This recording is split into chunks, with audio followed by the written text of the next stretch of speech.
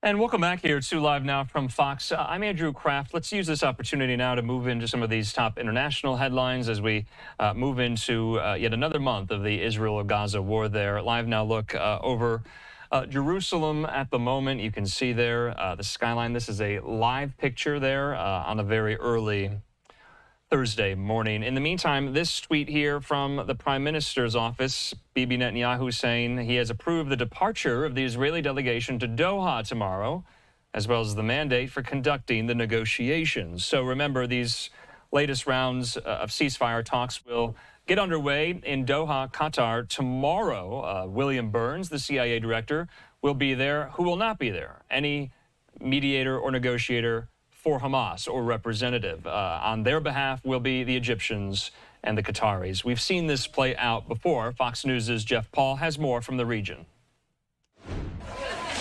They are some of the youngest casualties of this war. Children in Gaza rushed to the hospital as the intense fighting between Israeli forces and Hamas shows no end.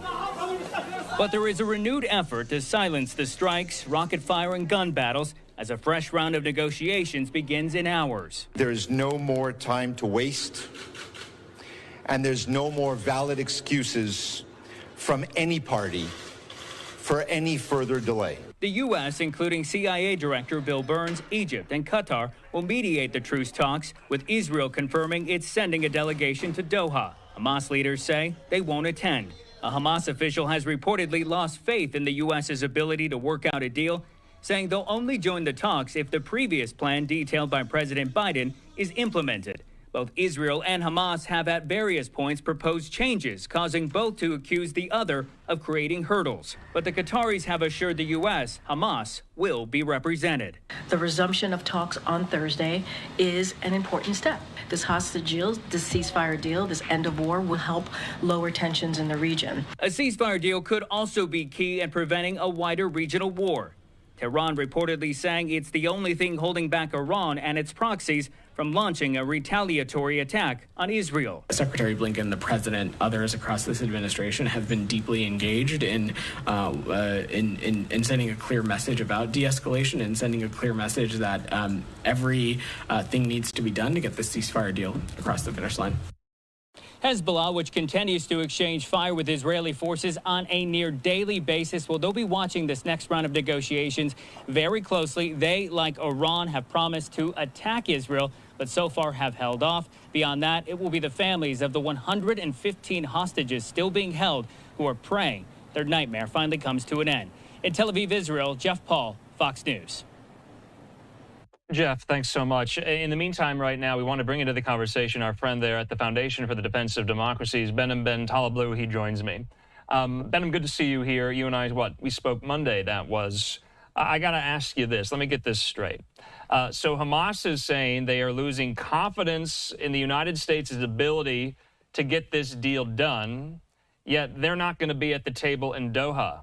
How can they say that if they're not going to be here? What credibility do they still have if they are saying they're losing credibility in the United States? What's going on here? Andrew, great to be with you. It seems like these days are essentially years in the making in the history of the Middle East. Hamas is essentially going to be negotiated for via proxy, via two U.S. Partners, one like Egypt and one like Qatar.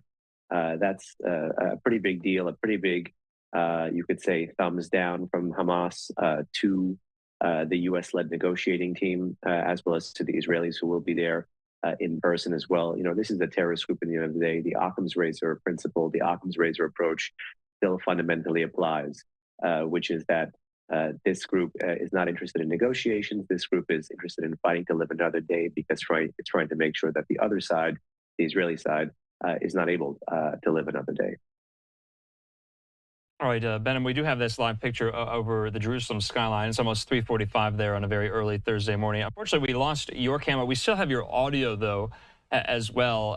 So, can you hear me still? Yes, we can hear you still. We're going to go through the interview. That's fine. I wanted to ask you yet again, though, President Biden yesterday, when asked about this, he tied the ceasefire talks to Iran holding off on an attack on Israel. Do you see those two things linked? If a ceasefire gets done and many don't know how it could get done if Hamas isn't at the table. But if it does, will Iran hold off? You know, it's not impossible, but it's also potential. And I would point you to a Reuters story from yesterday that cited 3 unnamed sources from within Iran that were essentially saying that this thesis is a possibility, that if somehow America enters the situation, America enters the diplomatic arena and restrains Israel, then the Islamic Republic might back off. But here's the catch, though.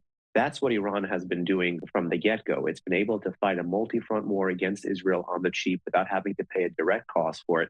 And every time there's been a tussle, it's been able to have the American desire for restraint and the American conflicting missions in the Middle East, one mission deterrence, another mission de-escalation, enter and essentially handcuff the Israelis from punching back and establishing deterrence against the Iranians. So in this sense, one might think, and I think some folks within the Biden administration might think that, oh, this is a face-saving line of retreat for Tehran. They can say they dangled their missiles again and can now claim to be the defenders of Gaza. But that in no way, shape, or form ends up cutting the tentacles between Tehran and these proxies.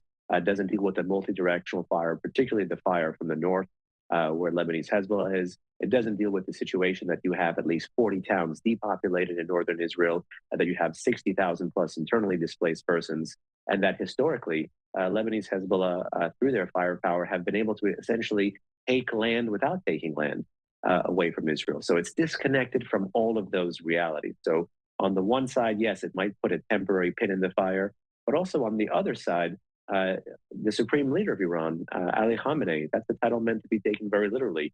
He has sunk a lot of costs into this language about revenge and bloodlust.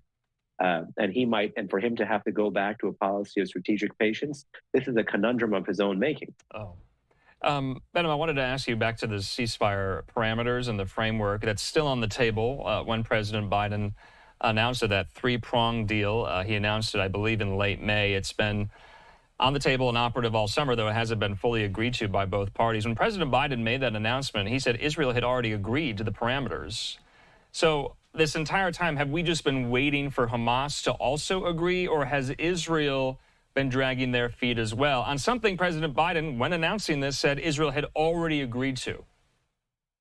On the back end of that statement, there was a bit of a diplomatic or a PR tussle between the White House and the Prime Minister's office. But again, I would point to the reason why there is no ceasefire today, which is that Hamas simply doesn't want to show up, and that the patron of this larger threat network, the Islamic Republic of Iran, is able to basically politically manipulate these different cycles of violence that you have in the region towards its own end. That is precisely why I think we don't have the ceasefire. All right, and we're learning as well from Ravid there at Axios. He's a great resource on social media for all things related to this war. He reports this. This is his own scoop. He got it first, that former President Trump spoke on the phone with Israeli Prime Minister Benjamin Netanyahu on Wednesday and discussed the Gaza hostage and ceasefire deal, as according to 2 U.S. sources who were briefed on the call. Behnam, while we have you, let's look ahead. I mean, not to November, but to whoever's in the Oval Office on January 20th, 2025. Whether it's Kamala Harris or Donald Trump, and we've been talking about so much of the diplomacy going into getting a deal on the table. Will any of that change? Will the approach change depending on who's in the Oval Office come January? Well, yes, and I think that's precisely why what happens between now and November, and also between November and January, matters a great deal. The signal sent to our partners in the region and the signal sent to our adversaries in the region. When I saw that tweet that you just put up on the screen there from Ravid about Prime Minister Netanyahu also sussing out the potential Republican candidate for president here, former President Trump, it reminded me of that line from the former president where he talked about hurrying up and getting the job done, or hurrying up and finishing it up. So I think it's entirely possible that they talked about the off-ramps or the ways to kind of claim victory for the Israelis in Gaza. Again, I have no knowledge, but one is only assuming that this may have been the content of their discussion if it was tied to conversations about the ceasefire.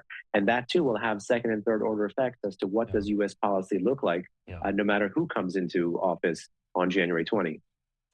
So, Behnam, also, though, depending on how these latest talks go tomorrow in Doha, whatever happens, whatever is discussed or agreed upon or negotiated, it still has to get back to Hamas because they're not there. prolonging any agreement. Do I have that right? I mean, but we've been in this position before, and it seems like if you were at the table, if I were at the table, it'd be maddening, but they're back at the table. Why?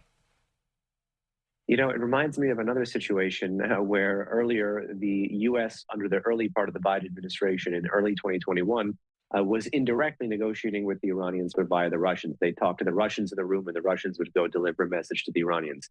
Now the U.S. and the Israelis are going to be with the Egyptians and the Qataris in a room in Doha, and then allegedly one, if not both of those parties, are going to have to deliver it to Hamas, and the game of telephone will continue. So certainly here, I think, again, the simplest explanation is the most likely Hamas is not interested in peace. It's interested in fighting another day. It's interested in devaluing the Israeli war aims, which are basically the destruction, the political and military destruction of the Hamas terrorist group. So until they negotiate essentially in good faith, which is a bit of an oxymoron for a terrorist group, we're going to be dealing with these dribs and drabs of information that really point to a more incomplete picture as how you get to a ceasefire. We're going to have to leave it at that. Behnam Talblu, thanks so much for your time, for your insight. We'll definitely be speaking again. Talk soon.